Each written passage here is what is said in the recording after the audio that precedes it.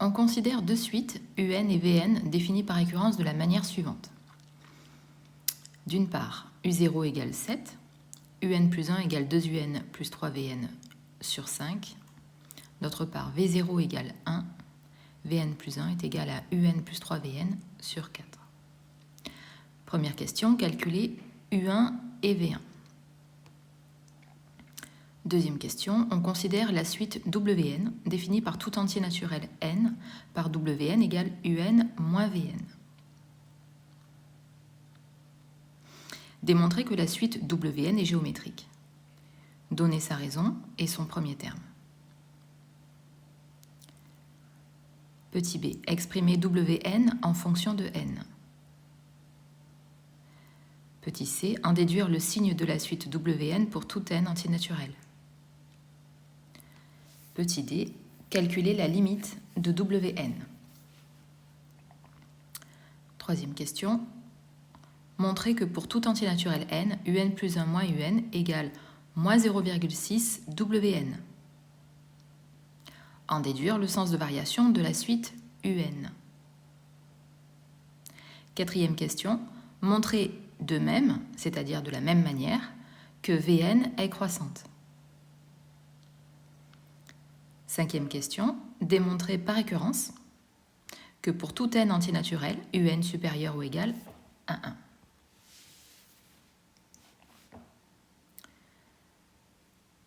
Sixième question, montrer que Un converge. Désormais, on admet que L est la limite de Un et que Vn est majoré. Septième question, montrer que la suite Vn converge. On note L', sa limite.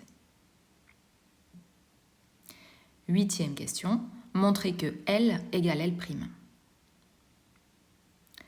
Désormais, on admet que 10 Un moins 4 Vn égale 66. Neuvième question, calculer la limite commune à la suite Un et à la suite Vn.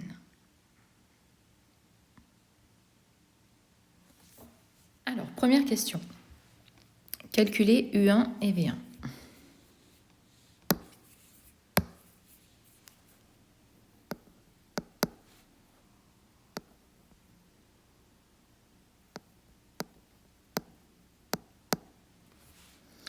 Alors, si Un plus 1 est égal à 2Un plus 3Vn sur 5, ça signifie que Un plus 1 est égal à... Enfin, que n'importe quel terme est égal à 2 fois le terme précédent plus 3 fois le terme de la suite Vn précédent sur 5. Or, c'est quoi le terme précédent, le rang précédent du rang 1 ? Donc ici, on est au rang 1. Ben, le terme juste avant le rang 1, c'est le rang 0, on est d'accord. Donc, ce sera 2U0 plus 3V0 sur 5. On essaie de rédiger un minimum. On remplace ensuite U0 par sa valeur, V0 par la sienne. Et on calcule.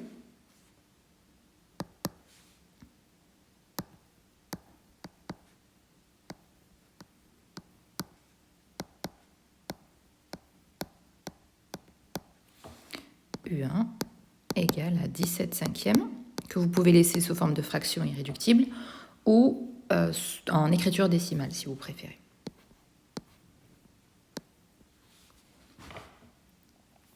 Et on fait de même avec V1.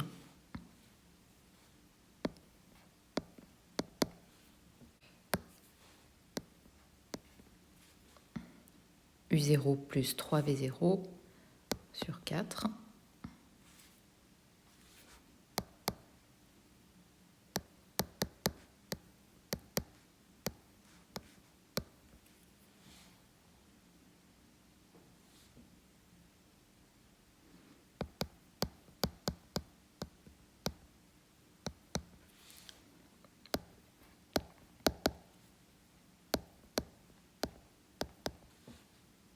D'Icare, là pour le coup la fraction est réductible, on peut la réduire encore, on peut la simplifier, alors on la simplifie. Petit rappel pour ceux qui ne se souviennent plus comment on fait à la main sans la calculatrice. 10 c'est 5 fois 2, 4 c'est 2 fois 2. On simplifie par 2 en haut et en bas.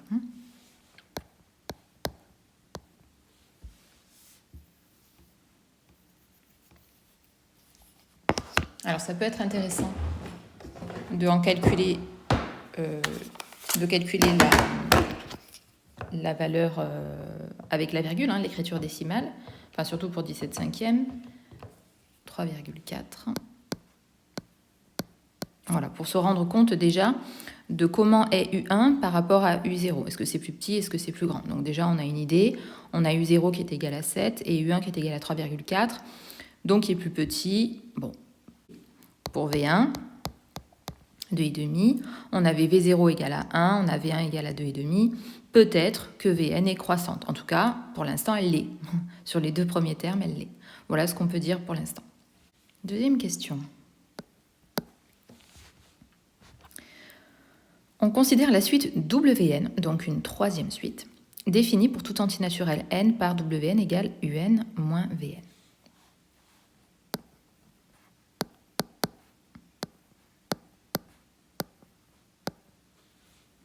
Petit a, démontrer que la suite Wn est géométrique. Donner sa raison et son premier terme, ça c'est classique. Éventuellement, pour se donner une idée, on peut toujours calculer les premiers termes. C'est-à-dire W0 qui est égal à U0 moins V0. Et donc 7 moins 1, 6. W1 qui est égal à U1 moins V1. Donc 3,4 moins 2,5, 0,9.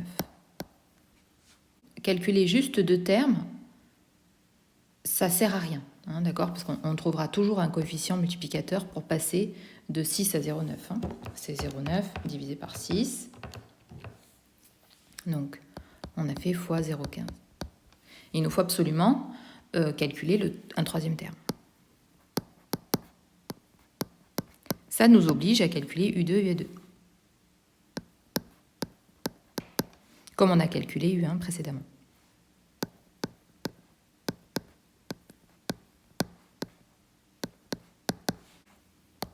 De 86. Et il nous faut V2 également. 25. Surtout, on n'arrondit pas, bien sûr, puisqu'on veut trouver quel est le coefficient multiplicateur entre W1 et W2. Donc, si on arrondit ou qu'on ne note pas le résultat exact, on ne trouvera pas le coefficient exact non plus. Donc, on reprend notre W2. U2, c'était 2,86. De 725. V2. Et donc, la différence entre les deux, 0,135 et on fait de même. 0,135 divisé par 0,9 et on voit quel est le coefficient multiplicateur pour passer de W1 à W2 et on se rend compte que c'est encore 0,15. Par contre, si on n'avait pas trouvé le même coefficient multiplicateur aux deux étapes, donc ici et ici, si on n'avait pas trouvé le même nombre, là on prouvait que la suite n'était pas géométrique. Donc on pouvait répondre sans aller plus loin, non, la suite n'est pas géométrique. Soyez vigilants aux formulations des questions, ça vous donne des indices. La formulation de la question, c'est démontrer que la suite Wn est géométrique. Ça sous-entend qu'elle l'est. C'est pas est-ce que la suite Wn est géométrique ou alors un vrai faux. Dire si c'est vrai ou c'est faux que la suite Wn est géométrique. Là, il y a autant de chances que ce soit vrai que faux. Donc là, c'est intéressant potentiellement de calculer les premiers termes. Parce que si c'est faux, ça suffit. On n'a pas besoin de démonstration. Dans ce cas précis, ça ne suffit pas. Donc, vous pouvez le faire, mais ce n'est pas indispensable. Qu'est-ce que je veux montrer? Je veux montrer que Wn est géométrique si et seulement si, à condition que, il existe. Si vous n'êtes pas habitué à ce symbole, c'est pas grave, ça veut dire il existe, vous n'êtes pas obligé d'utiliser. Il existe Q réel tel que Wn plus 1 est égal à Q fois Wn. Donc il suffit de trouver la raison Q. Donc pour cela, on écrit Wn plus 1 d'après l'égalité ci-dessus est égale à Un plus 1 moins Vn plus 1. Ensuite, on utilise les relations de récurrence. Un plus 1, c'est 2Un plus 3Vn sur 5, moins Vn plus 1, c'est Un plus 3Vn sur 4. On met au même dénominateur et on simplifie.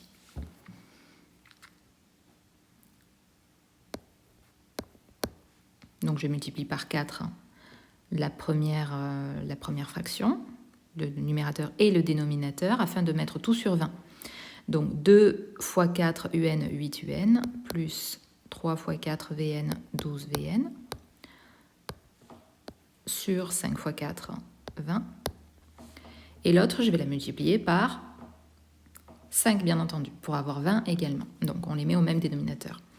Donc 5 Un plus 15 Vn sur 20. Maintenant, je peux fusionner les deux fractions. Attention à ce moins, je mets des parenthèses dans un premier temps, ou je change les signes tout de suite. Donc moi, je fais le choix, toujours dans ces exercices, de prendre la méthode la plus longue, parce que c'est aussi la méthode la plus pédagogue. Hein. J'ai mis un 2 là.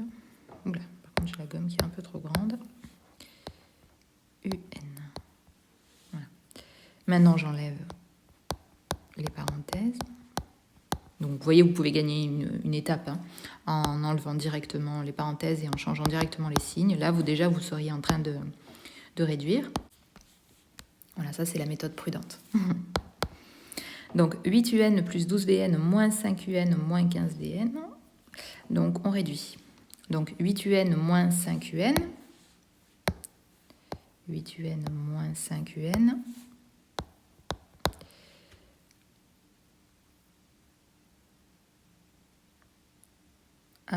Oui, ok.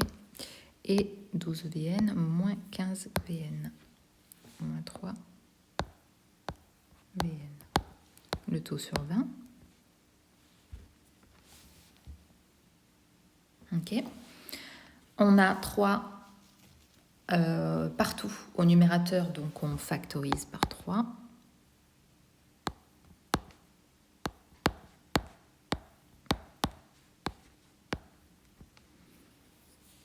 Et on se retrouve avec Wn plus 1, je le réécris ici, est égal à 3 vingtièmes, facteur de Un moins Vn. Or, c'est quoi Un moins Vn? Ben, c'est Wn.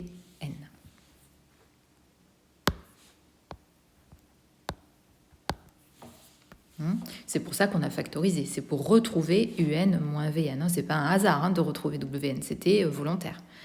Voilà, donc ici, si vous voulez, bon, je l'écris en bleu, ça veut dire que ça, c'est ce que j'écris en bleu, comme dans la précédente vidéo, c'est que vous n'êêtes pas obligé de l'écrire en rédaction. Hein, c'est juste pour vous expliquer, pour vous donner des explications supplémentaires, pour vous expliciter les choses. Donc ici, on a Wn plus 1 égale à Q fois Wn. Or, Wn, c'est Un moins Vn. Donc, ça va nous donner un nombre qu'il va falloir trouver fois Un moins Vn. Hein. On le sait dès le début hein, qu'on doit trouver ça. Wn plus 1 est égal à un nombre fois Un moins Vn. Hein. C'est la raison pour laquelle, ici, je vais monter un petit peu. Ici, j'ai factorisé par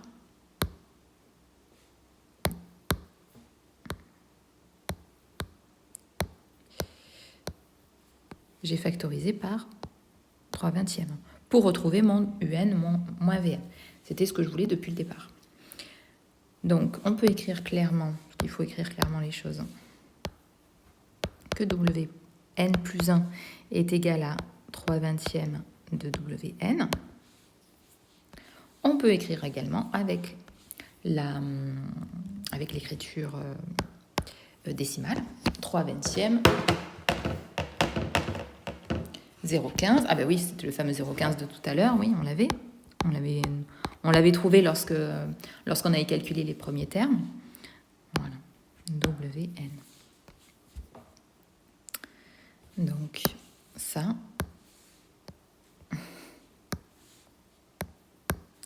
Wn plus 1 égale 0,15 Wn. Ça signifie que Wn est géométrique de raison 0,15.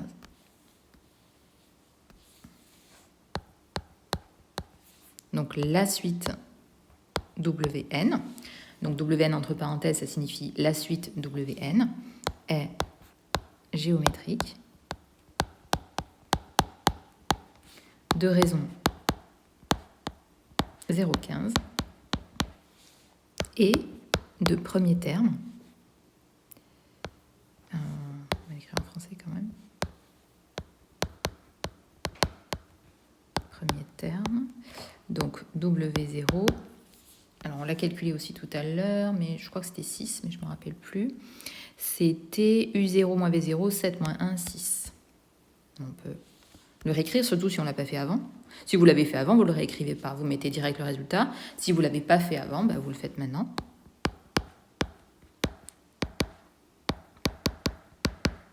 Voilà, on a tout ce qu'ils nous ont demandé.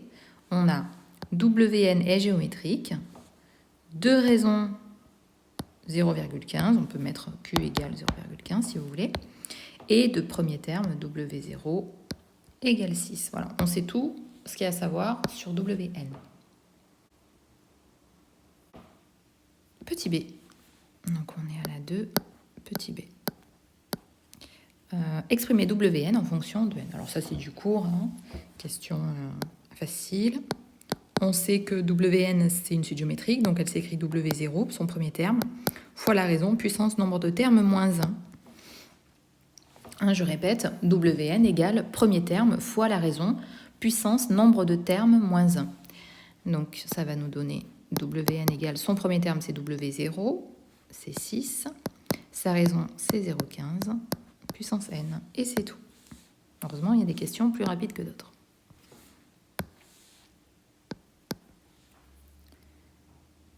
Petit c. En déduire le signe de la suite Wn pour tout n entier naturel. Donc, n'importe quel terme de la suite Wn s'écrit sous la forme 6 fois 0,15 puissance un entier naturel. On est d'accord que 6 est positif. 0,15, bien qu'il soit inférieur à 1, il est positif. Bon, n, de toute façon, positif ou négatif, ça ne changerait pas le signe de 0,15 puissance n. Hein, mais il se trouve que c'est positif aussi, c'est un entier naturel. Tout est positif. Comment voulez-vous que ce soit négatif à un moment donné? C'est pas possible. Hein. Donc, pour tout n entier naturel, Wn est positif et même strictement positif.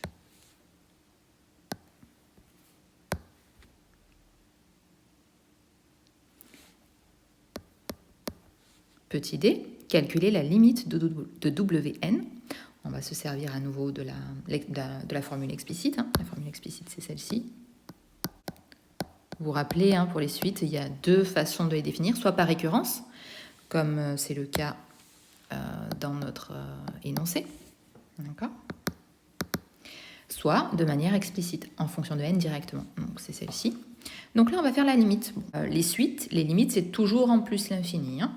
Pour les fonctions, ça dépend, mais c'est souvent aux bornes de l'ensemble de définitions. Mais pour les suites, c'est toujours en plus l'infini. Donc, on va s'intéresser à 0,15 puissance n.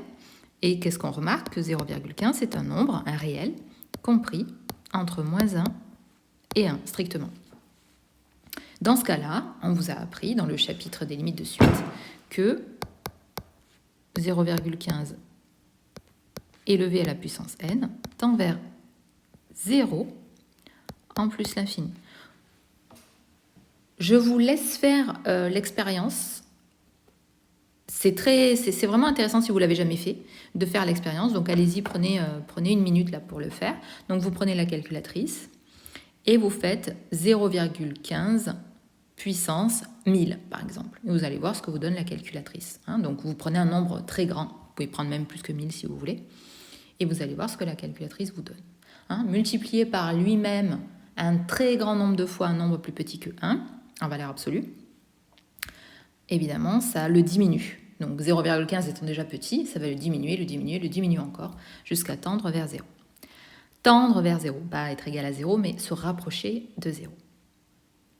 Ok, donc nous on veut la limite de 6 fois 0,15 puissance n, c'est notre Wn, lorsque n tend vers plus l'infini.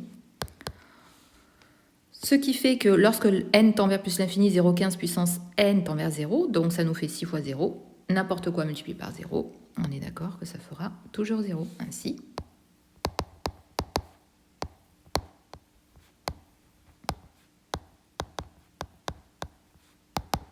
et voilà.